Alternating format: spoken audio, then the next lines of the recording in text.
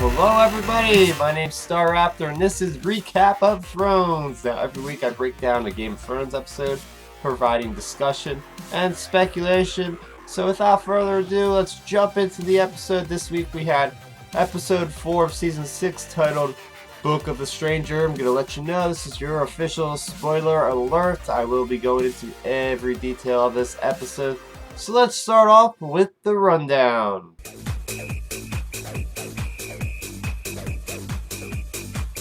Okay, so we start off in Castle Black. We have Jon Snow meeting with his sister for the first time since they left since episode 1, season 1, so it is quite a reunion.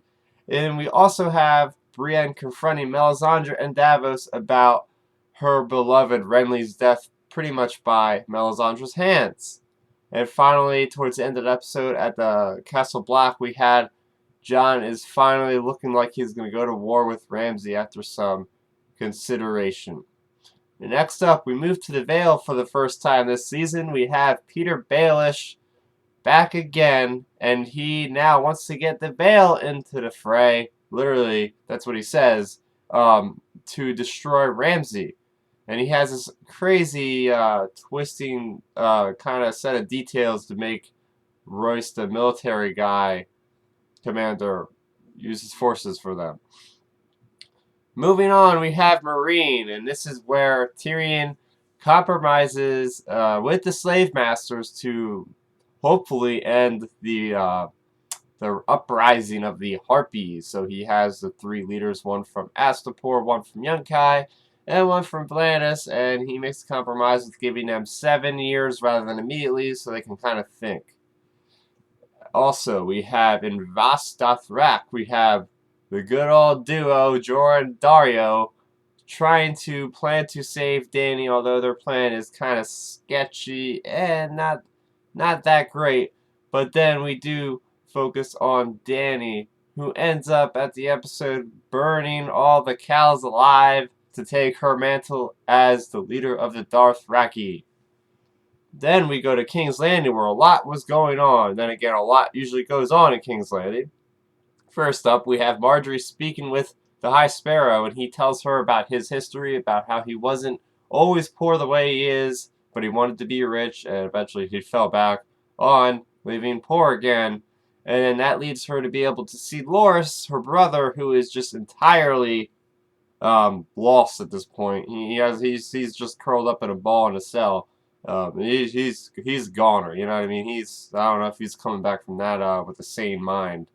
Moving on, we have Cersei, who she has such charisma. She gets information about the High Sparrow from her son, the King, Tommen, and she goes to the council with this information to start getting the High Sparrow out of there. They're gonna use military force combined with the Gold Cloaks, and then the Tyrells will come in with their army and just either capture or kill the guy. According to Jaime, it doesn't matter if he's alive or dead. Moving on, we go to Pike, where we see Theon finally returning home since he hasn't been there since season 2. Finds out that his father's dead, but Yara is there, and he is going to pledge his allegiance to her in the King's Moot. She could possibly be the first ever Queen of the Iron Isles. And finally, we take a trip to Winterfell, where we see Ramsay killing Asha, and yeah, I mean, pretty much I feel like that was going to happen as soon as I see those two together. So, that is the rundown for this week. And moving on, I'm going to go into my strengths of the episode. So, first off, I want to elaborate more on the Jon and Sansa scenes. This beginning of the episode, first scene, and man, did that bring on the feels. I mean, you know, these two characters have been through absolute hell. The Starks are just mercilessly being killed and everything else, and through all this madness, them two finally meet each other, and they thought they probably never would ever again. So it's really great seeing these Starks coming together. It's just, to me, it's just something that it's kind of like an upbeat in the story now. Like, so much death and casualties, and we finally have this nice moment between two characters, and you know, especially this hasn't happened in the books yet, so that's another one thing. I mean, obviously at this point of the series, this season, none of this stuff has happened in the books really, except for the Iron Isle stuff. But I digress. So that was really really nice to see. I mean, I was like, oh man, this is real sweet, you know. And then moving on to Tyrion, compromising with the slavers. Tyrion, this guy is always brilliant. He doesn't cease to ever be brilliant. He always thinks ahead. You know what I mean? He's always one or two steps ahead of everybody else. Whereas it might seem a terrible idea, it is actually going to be a good payoff, I think, for them to actually slowly get rid of slavery. Well, Daenerys probably wouldn't agree to this plan, but she hasn't had much to say, being she's kind of a captive of a Dath Kalish or whatever they're called. But yeah, and you see, and there's a lot to do with Grey Worm in that scene, which is I like that's pretty cool how like Missandei and Grey Worm are kind of speaking against Tyrion a little bit, saying you know this is not a good idea. Daenerys would not approve because they were slaves themselves and they want to see it abolished immediately. But you know, just like anything else in history, like that's been anything that's been set in stone for thousands of years for the entire civilization's lasting imprint on society, like it can't go away in a day. So Tyrion's thinking from a logical perspective. Like these guys can slowly kind of figure things out themselves. Whether or not they take it or leave it, we'll find out maybe. I don't know. And finally, probably, well, like I said, the beginning of this episode was extremely satisfying, and the ending was extremely satisfying.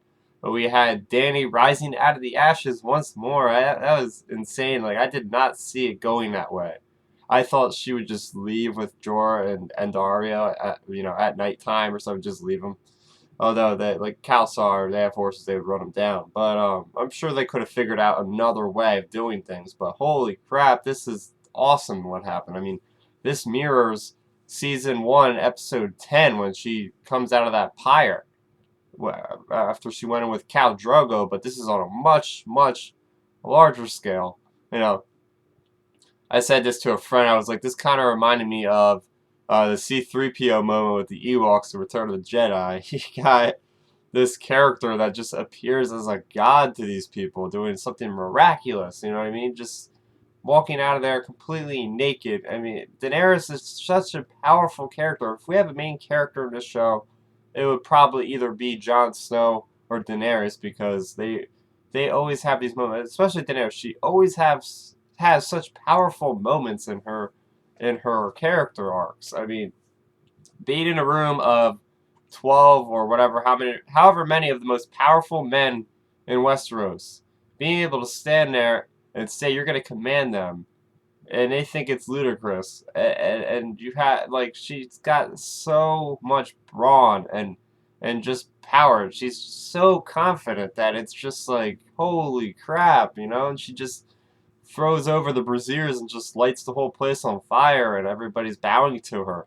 So now it's like, oh man, what's gonna happen? Like, what is gonna happen? She's gonna come back with the Khalasar and try to go over the Narrow Sea again. So she's got to find ships, because as we know, the ships in Meereen are all burnt from the Harpies. So very, very interesting what's gonna happen when she comes back to Meereen and Tyrion sees this Khalasar.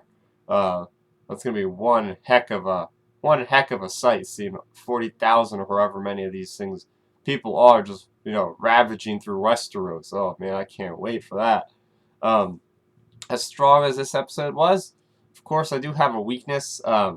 Just some little minor nitpick is just the coincidence of Dany going outside to, as she likes to say, make the water, and running into Dario and Jorah, like just happened to walk into like a huge city, and they just matter of timing. They just, oh, there you guys are. I was just, you know, going to the bathroom, and they're right there.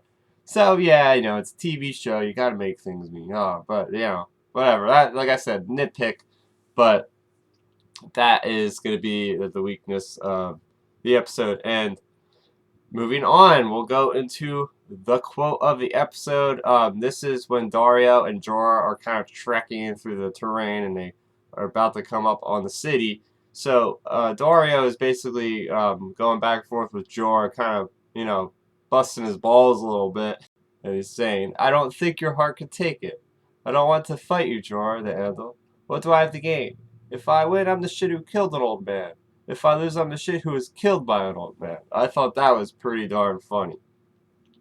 So, this episode, yeah, it wasn't my favorite episode of the season. It's probably my least favorite, but, you know, saying there's a least favorite episode of Game of Thrones is probably still better than most of the episodes of TV still out there at their best. So yeah, this was pretty much like a setup episode. A lot of moving parts, you know, getting into gear. You can really see the ending and the outcome of what is going to happen with this story really unfolding up before us in this 5th season so far. So, I'm looking forward to next week's episode titled The Door. So, what did you guys think of episode 4 of Game of Thrones? Did you like it? Did you not like it? What's your favorite part of the season so far? Let's continue the discussion in the comment section below. And if you like this video, please give me a thumbs up, guys. And of course, you know, please subscribe to my channel because it'll give you easier access to all my content right here. And I upload regularly. And speaking of regularly, I just did an upload of my Atlantic City Boardwalk Con, the Con Report. So I talk about all things that happened over the weekend. I have some pictures in the video and cool stuff like that. So check that out.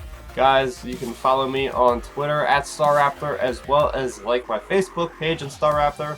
Remember, I put out an episode every Monday after the Game of Thrones episode airs on Sunday, so you can expect to see that again next week.